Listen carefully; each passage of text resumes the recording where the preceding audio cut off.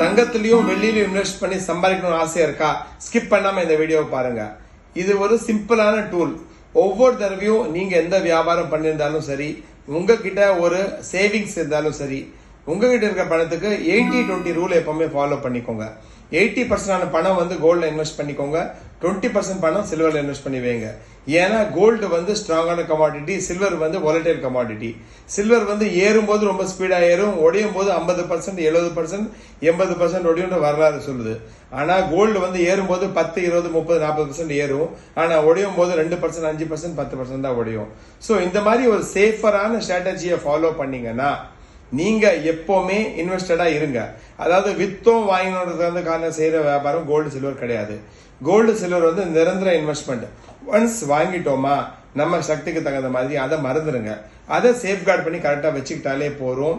அந்த சொத்து ஒரு பெரிய சொத்தா நாளடைவில் கண்டிப்பா மாறி ஒரு பெரிய அசட்டா மாறதுக்கான ஈஸியான ஒரு வழி.